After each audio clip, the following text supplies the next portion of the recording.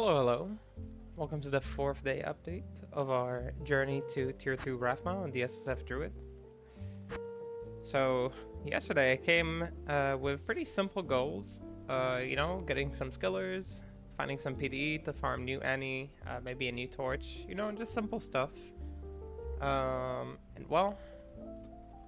already say we have not managed to reroll a single skiller yet.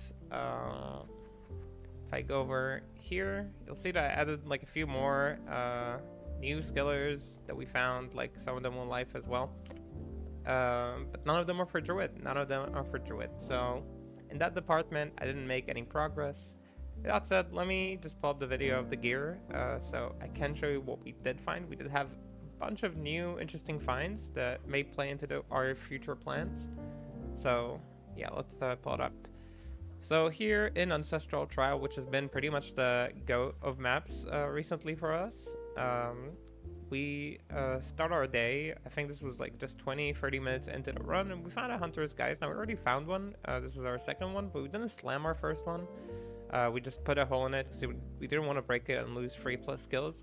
So that is the second one we find. I decided to slam it because why not? It rolls to 2 as well, so it's a very nice one. And we have 3 sockets on that beautiful one. Essentially, this means that for now, it boosted our magic find by 48 with 2 topazes for pretty cheap, which is pretty massive. Our MF grew so big over the last day. After I returned to the map, we found a Manald Heal. Again, it's never a skill ring, but you just gotta keep hoping that you do find a one.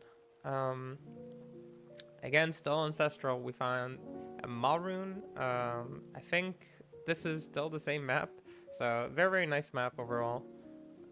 This one is already the next Ancestral, I think. We found an amulet, unique amulet, and this will be Mara's Kaleidoscope. This is our first big amulet in the run.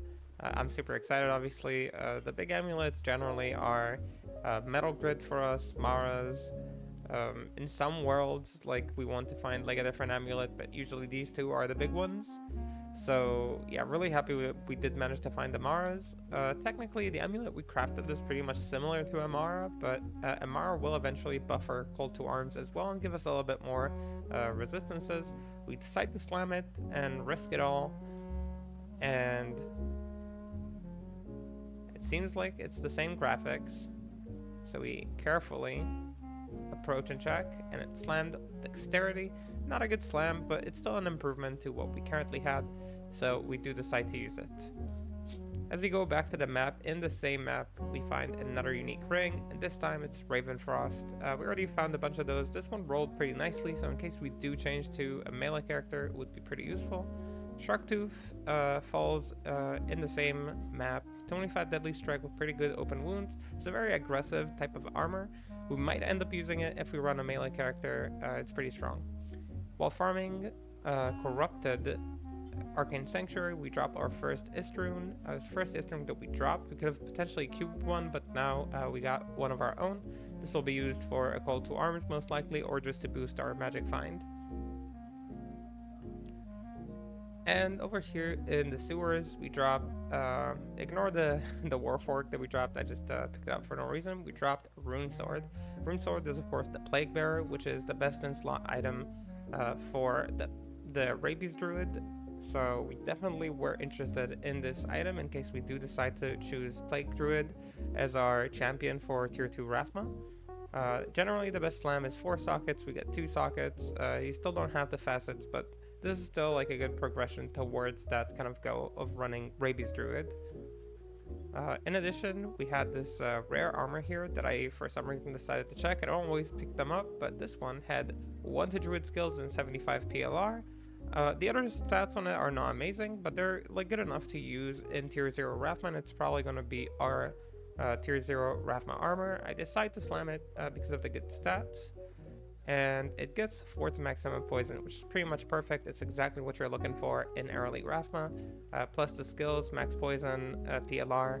Overall amazing rare armor. We decide to piece it, hoping for 2 sockets. I did my little ritual, transmute, and we only got 1 socket. This should still be enough with like a ruby inside or something, but yeah, it would have been nice to see 2 sockets for sure.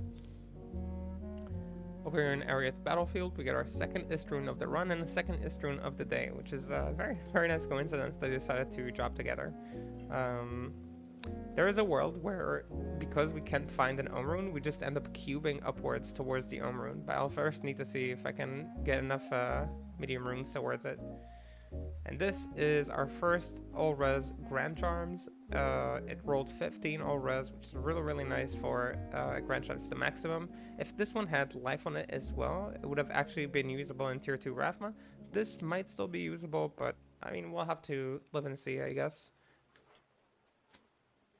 Over here in the Trojan Jungle, we drop another ward. This is the second ward we dropped. The last one was with 2 skill to Amazon with 30 res.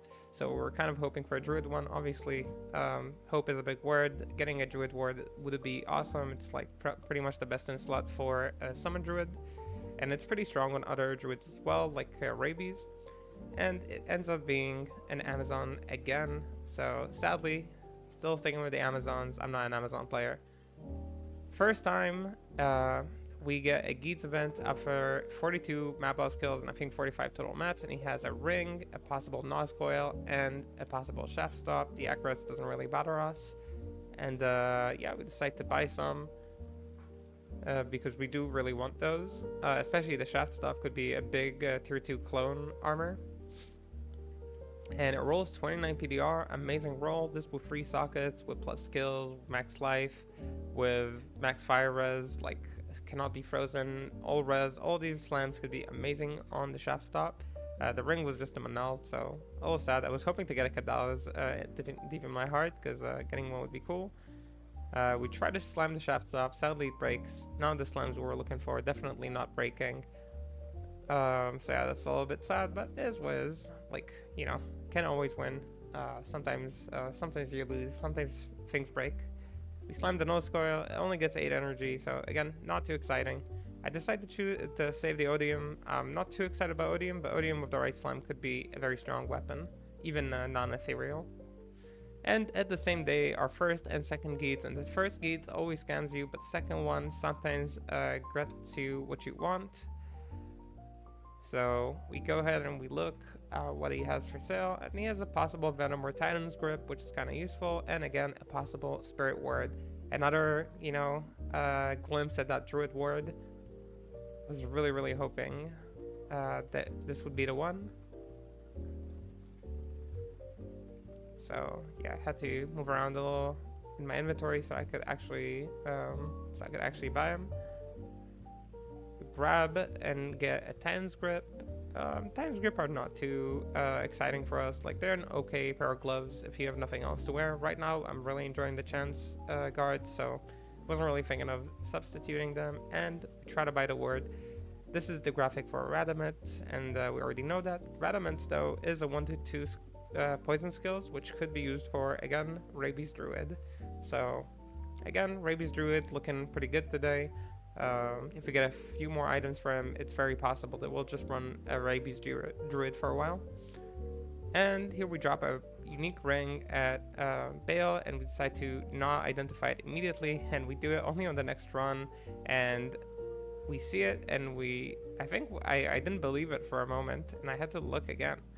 And it was an SOJ, yes, the Stone of Jordan, the plus skills original.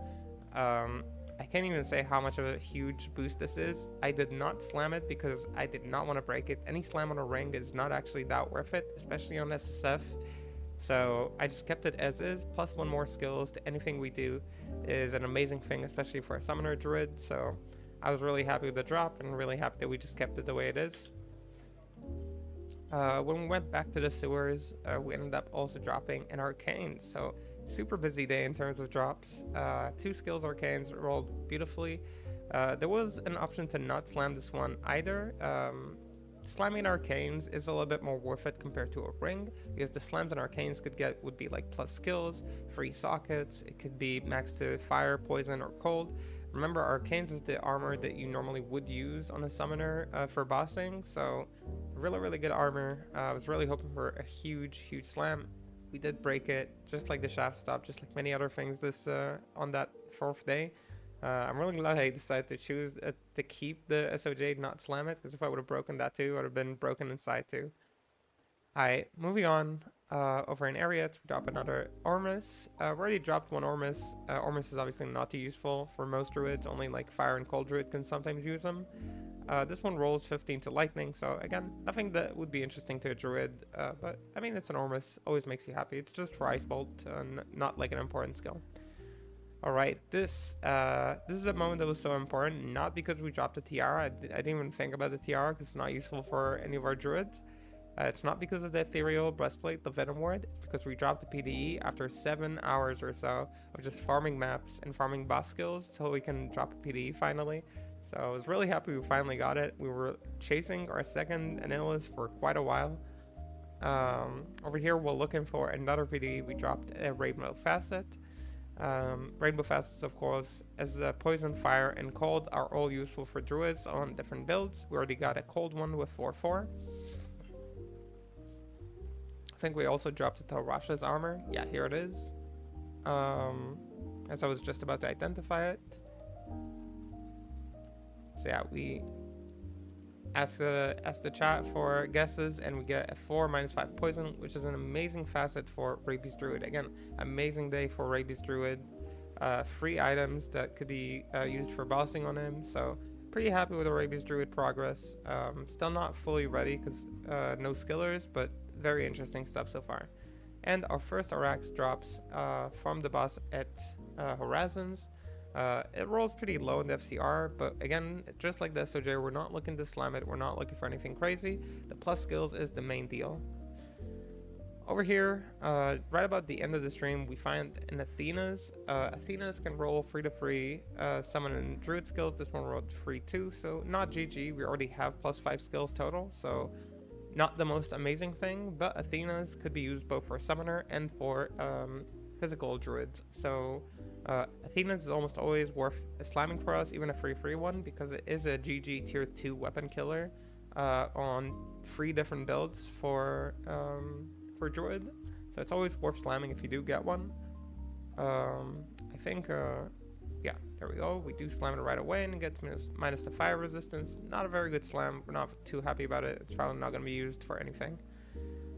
Over here we drop a Medusa, pretty average rolls. Medusa is used on the cold druid, so a very useful item potentially for us.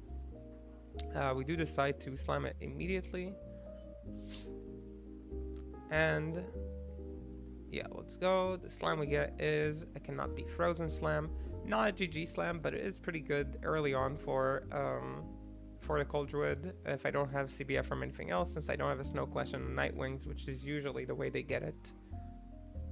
And over here at the Chaos Sanctuary, while farming for some pests, we get an Inferno Stride, which are great boots for both tier 2 Rathma and tier 2 Clone. I do decide to slam them, and they do break too. So we broke quite a lot of things today, but we also made a lot of progress with the SOJ and with the, yeah, that was it for today. With the SOJ and the Arax. So now let me bounce back to where we're at in terms of progress. Yeah, so our current gear, still using the Skull Collector, our 3 socketed Alders with the Topazes, the Scalders, again with the Topaz as well. We have our Maras that we're using currently, Chance Guard still on us, SOJ right here on the left. We have an Arax and a Ravenfrost where they cannot be frozen. These amazing rare boots with quad res, so much res on these, very balanced too, so very nice. That's our current gear. In terms of skillers, we still did not find our first skiller, but we are using this 15 all res one to balance us out. Still on the Barb Torch with the 20 res, and the Anilus, the first one we found. We did actually get a second Annie, but it rolled so badly on the resistances that I was not too excited with it, so it's just gonna stay here for a while. We also got our 4th torch. It is for Assassin, so 2 Necro, 1 Barb, 1 Assassin. It rolled pretty miserably, so again, this will most likely just be sacrificed for Rathma attempts once we do end up getting our first Splinter. So looking forward, the things I'm looking for are, of course, getting our first Rune for a Call to Arms. I don't have too much effect on that, but we could cube up to a Vex Rune right now, like 2 Ifs are a ghoul, and we have 4 Maws, which are another ghoul. That is a total of a Vex Rune. Once you get 2 Vex runes, you can of course make an Ohm. But remember, we will still need an Ist and a Mal after all that, so I have to kind of be patient. I might start cubing up AOs to make like, you know, Ko runes and Fal runes, Lem runes. AOs are not too useful on anything, but we will just kind of have to live and see. I'm starting to get like more stacks of runes that some of them will go towards rerolling. Not many of them will be used for crafting, as the main crafting runes I need are soul runes and I think tier runes. No, Thule runes. Thule runes, soul runes. So we're keeping AMs to keep up to souls. But that is a little bit down the line. And we also need hell runes, I guess, for rings, which might be done on day 5. I think on day 5 I'll start crafting rings, because we got a bunch of skulls here, and that's kind of what I need to do. Other than that, we're still looking to reroll for skillers. We did so many rerolls. I think we did about 40 to 50 rerolls on day 4. None of them really helped us, so yeah, hoping to hit any of those. I'm also going to try and get at least one more torch and one more Anilus on day 5. So we could maybe get that finally, that Druid torch and that like maybe slightly better Annie. I kind of decided between me and myself, because the drop rate for splinters is so low, I might only slam 19 or 20 res Aniluses, because we need ones that are good enough to function for us in Tier 2 Rathma eventually, and I don't want to do like too many attempts on average Annies. That's kind of like a decision I've made between me and myself. Our magic find right now is at 472 after removing the gold drop and removing 1 ring, which is pretty impressive. Still super high, and of course maps like just like a random map could add like 120. Here 79, here 47, so we're usually above 500 in terms of magic find, which is amazing. Once we start getting skillers, I'll remove some of these charms. We have like a bunch of life charms here, a bunch of res charms that we don't really need. So yeah, they'll slowly get removed and we'll swap them to skillers once we finally find them. I have seen in the like a bunch of people telling me that I should go to Nightmare to farm for skillers. The main reason I'm not doing it is because I really like my layouts for maps in Hell right now, and I don't want to re-roll the entire layout. But also, another thing that is kind of important is that we want skillers with life on them, if we can roll them already instead of just using plain skillers, if possible. I don't want to invest too much time in getting plain skillers that I'm not going to use in later Rathma attempts and Tier 2 attempts. So from Nightmare Cause you cannot get like a life on your skillers. They can only come out plain, as far as I know at least. Somebody can correct me on that. The level for items to get life on them, at least like the 30 plus life modifier, I believe is 77. It could be 71, but either way Nightmare Cause is like 60 in terms of area level. So as far as I know, they cannot drop those over there. So that's in terms of why I'm not going back to Nightmare Cause to farm skillers. It might be the wrong play, but it is the play that I'm making. It is at least the decision I'm going with. And yeah, day 5, looking forward to trying to keep rerolling skillers, getting a new torch, a new Annie, and maybe upgrading our like weapon and shield slot. We do have, of course, these like crafted weapon that we made and this little shield. I decided to give the beast to my merc, and kind of we gave him all this like Immortal King setup for him to be a little bit tanky. I still need to put something in this because we wanted to get the Might Aura and the Fanaticism Aura. It seems to be a little bit more effective than just the M for the Act 4 merc, so we are going to stick to that for now. I think I have like the merc gear from before saved somewhere. Let me look. I'm pretty sure I saved it somewhere. Yeah, there we go. That's kind of like the gear they was using before, just like an Ondals, the Spirit Shroud, Mage Fist for FCR, Talrash's belt and headpiece, and Tier Haunch for some res. So both mercs are fine. We're kind of enjoying this a little bit change of pace. It seems to make the maps a little bit faster, but it could also be our upgrades that are the thing that's pushing us forward. With that said, I'm gonna end up the video. I will see you all on the day 5 grind with the goals that we stated. Just generally for the future, we're looking to finish Rathma Tier 0 by 7 days, like by 1 week maximum. The main thing stopping us right now is getting a Rathma event, which we just didn't. We got like 2, but they didn't drop a splinter, so We're farming maps as much as we can. Killed maps. 61 boss maps killed so far. We had 2 Mandalorian events, 2 Gheed events, 2 Goblin events. What else do we get? We got 1 Darkness event and 2 Key events, I think. 1 Horizon event. And 1 Catalyst Shard event. That gave us 2 Catalyst Shards. So that's kind of like the spread of events we got. 2 of these events were, of course, due to the Catalyst Shards.